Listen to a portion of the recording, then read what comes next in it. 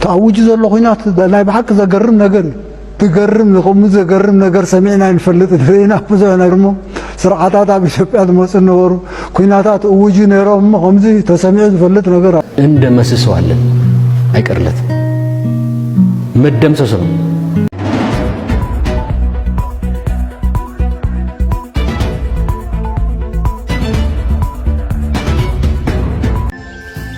يو عرم سبع عمالت بمان من نقنق زيو العرم سلام سلام فتواتن كبرات تخاتلتي كمي تكونوا ببزلكم مو سلام تحنا راهو على تمنقلكم عملوا مع انتمدونا دما اب محبراوي ميديا ازيوم ازرب ساعاتاتن وانا حبريتاتن حجلكم قريب لكم ابكرنا افريكا اب ارترا ايثيوبيا تግራይ ዘሎ حديث ساعاتات حجلكم قريب لكم نز channel سبسكرايب زي يقولكم حديث فاميلي تاليهم سبسكرايب بنغار እዚ ቪዲዮ زمان اب بزحسب من تنقبصح كم تلمد لايك بنغار جمرو أستي أمدم نقولك ميحات تأوج زلوا خينات لا بحق زجرم نجر تجرم نقوم زجرم نجر سمعنا نفلت فينا بزنا نجرمو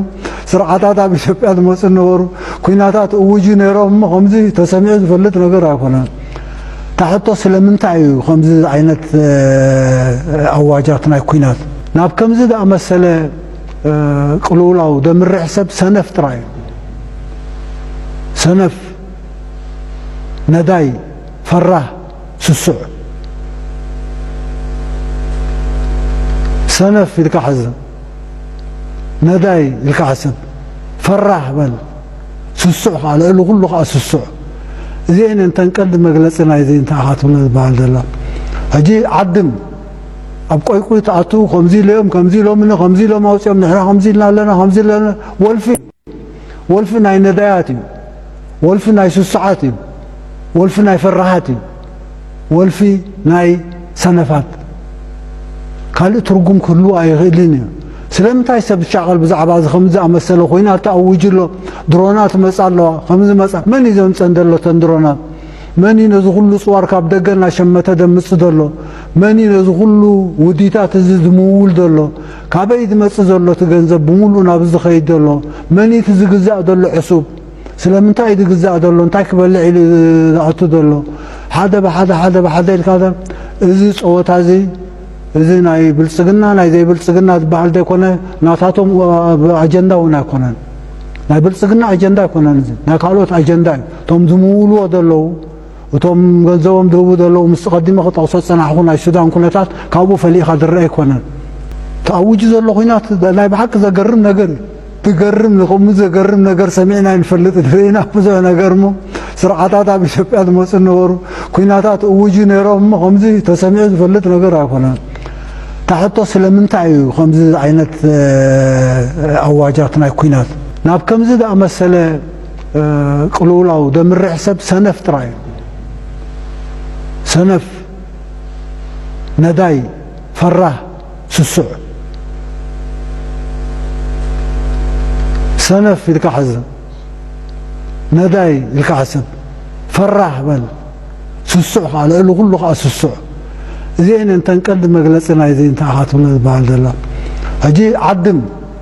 ابقى يقول تعطوا 50 يوم 50 يوم من 50 يوم اوصيهم نحن 50 لنا 50 لنا ولفي ناي نداياتي ولفي ناي سسعاتي ولفي ناي فرحاتي ولفي ناي سنفات قال ترجم كله ايغلني سلامتاي سب شغل بزعبا خمسه امثله خوينا تاوج له درونات مصالو خمسه مص من يزون صندلو تندرونات من ينز كله صور كاب دغنا شمته دمص دلو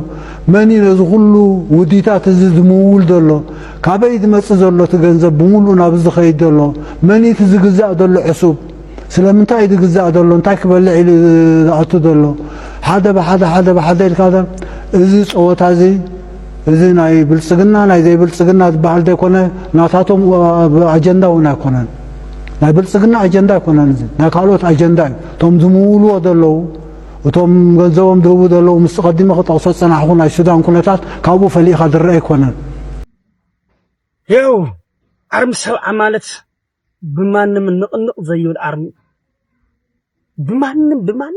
نقنق زيو العرم وانا سرحنا انا زلنا سلازي حزب تግራይ አታጅግና ህዝብ አንተ ለባም ህዝብ አንተ መስተውዓል ህዝብ مزنفس يتنفس اسكار حجي عمت كلكن ኣብ መስመርካን ኣብ ጽንዓትካን ዘለኻ ጅግና ዝኾንካ ህዝቢ ኣብ ዝሓፀር እዋን ክንራኸብና ምርኻብና ኣይተረፍን ግድን ኢኻ ግድን ክንራኸብ መን ክነብር መን ዘይነብር መን ስደተኛ ኮይኑ ክነብር መን ወዲ ዓዲ ኮይኑ ክነብር ኣለና ደቅኻ ኣለና ኣብ ጎኒ ህዝብና ኣለና ንሕና ብማንም ከይትደናገጽ ብማንም ከይትረበሽ ስለዚ ኣርሚ ሰብዓ ከኣኒ ብዝበለጸ ግዛኣት ምዕራብ ኩሉ ጠቕላላ ግዛኣትና ብሙሉ ኣብ ቁጽርና ክንገብሮ ኢና ክንመርሰና ምስቶም ዕንቁ ዝኾኑ መራሕትና ምስቶም ጀጋሩ ዝኾኑ መራሕትና መስዋዕቲ ዘይፈርሑ መቕሰፍቲ ዘይፈርሑ ኣብ ሸዋ ኮይኖም ዘይመርሑ ገድሕና ናብ ጎዩ ካብ ዝለዓለስ ካብ ዝነኣስ ስለዚ ትግራይ ትስዕር ኣፍታ ንፈትዋን ንልህጋን ምዕራብ ክንራኸብ ኢና ህዝቢ ምዕራብ ኣጁኻ ቁርን ተኣትወካ ብቐትሪ ዝብእን ተበልዐካ ወሃብ ነርካ ሓይተቐባሊ ስለ ዝኾንካ ከይተስተማስል ኩሉ ክወግሒ ኩሉ ክሓልፊ ትግራይ ትስዕር ቆልዓ ትግራይ ድንኩል ኣብይ ደላይ ሰላም ኢልዎ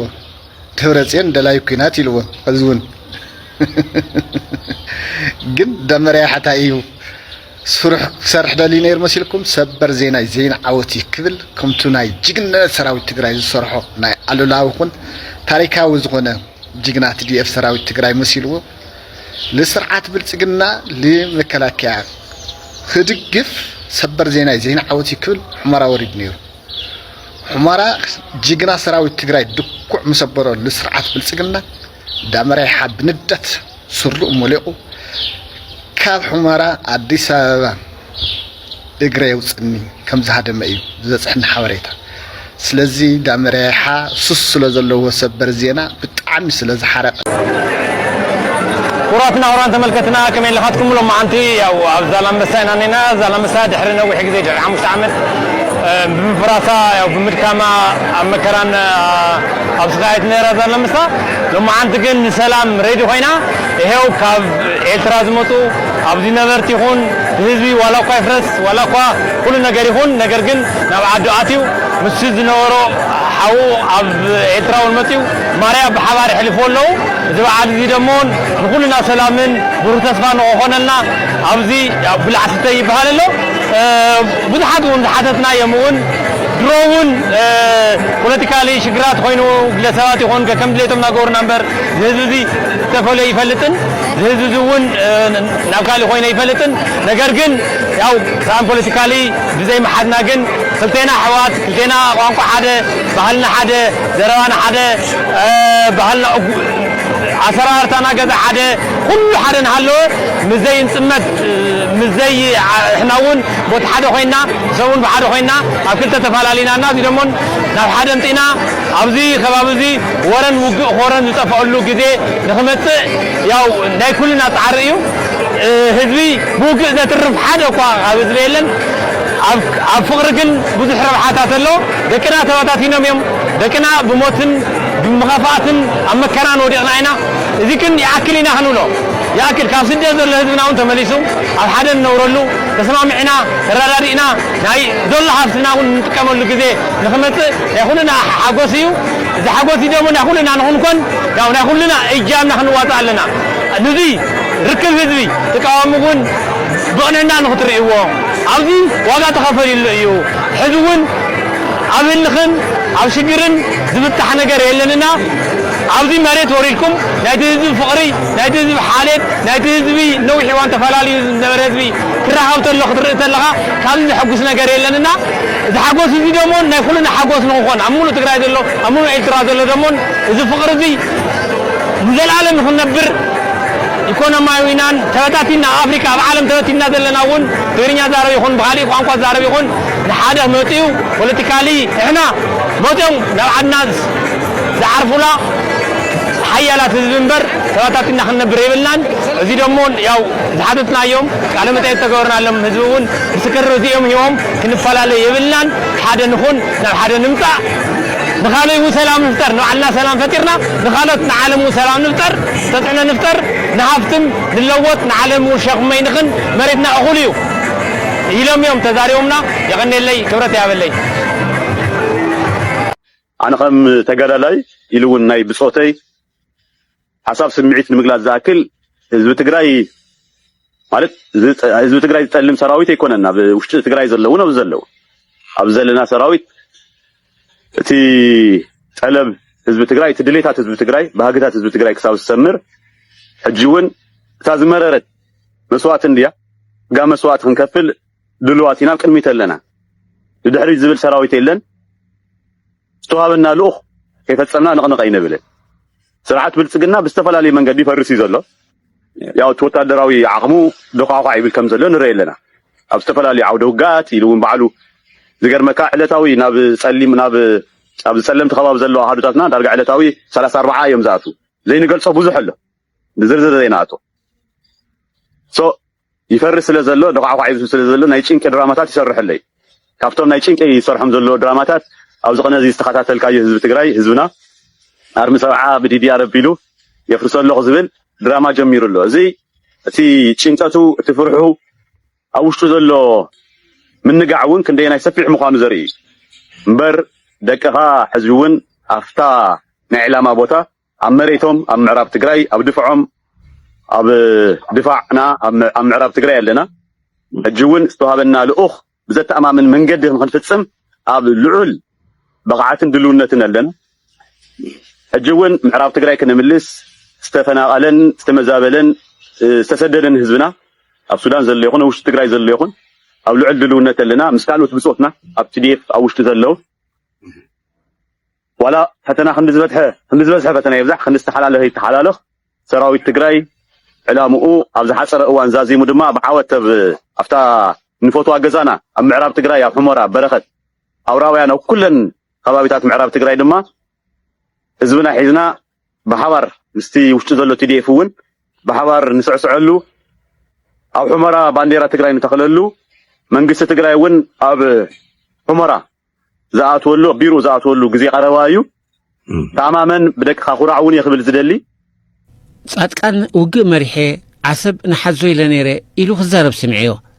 ጻድቃን ሲቪል ነው ስራውም ሌላ ነው ግን ያው አልብሰህ እኮ የሆነ እኮ ነው ከዋክብት ካስቀመጥክ በዛ ትጠራለህ ጻድቃን ሲቪል ስርሑ ካሊዩ ጽሩራታት ስለ ዝነበሮ ብኡ ይጽዋዕ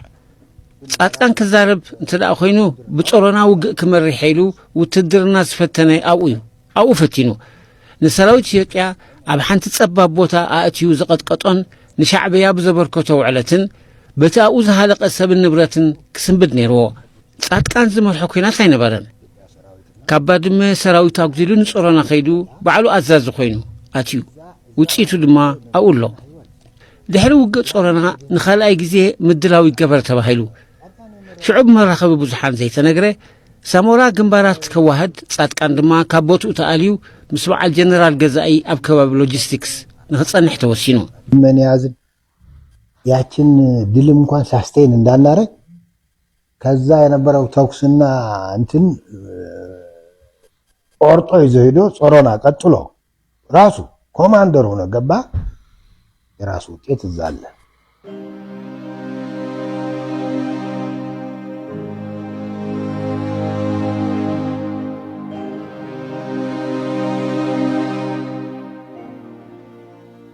እዚ አንጻር ጻድቃን ዝዛረብን ንጻድቃን ዝውንጅልን ዘሎ ጆን መንጋግ ዝተባህለ ሰብ ንባዕሉ ኣካል ናይቲ ዝጠቕሶ ዘሎ ኩናት ነይሩ ብ23-24 ግንቦት 2000 ዓመተ ምህረት ኣብ ዓዲ በጊዖን ዝተኻየደ ኩናት ዝመርሐን በሽሓት ዝቁጠር ሰራዊት ኢትዮጵያ ዘህለቐን እዩ ድሕሪ ስምምዕ አልጀርስ ምስ ዓቃብ ሰላም ሰራዊት ውድብ ሕቡራት ሃገራት ዝረዳድኡ ብወገን ኤርትራ ብሪጋደር ጀነራል ኣብርሃለይ ክፍለ ዘማእክሎ بوغن إثيوبيا دما علمشت دقفي حجي جنرال بلصقنان جنرال يوحانس ገብረ መስቀል ማለት ጆን መንጋግ يوم نيروم اتوم كوميتي ابراما مس بريغادر جنرال ابراهالي كفل مستراخبو زتباهالو نسمع اخيبا ابدو زي نغورو امرب ابزالام بسا انتبلنايم ابيبنا كلتا غزي ግን حرايل حانت مرب غرنا كلتا غزي اوري بر كم متى كأتها جبوتي إلنا مرة بس انتهى كأتلا أو زي رفكا سبكا أصل ذلص كل سماعات غير كاوين تمس حجم سأبينا نهاية بتاخذ نزي مديو كيدنا مسؤول الناس كذا أو خاين يرصوا عشرة أبزنا هي عدوجة نريت نسوي متى نتجمع بالحلاف نيرة نتخلف راوت ترينات خلف راوت سايت ملسنا أو يتري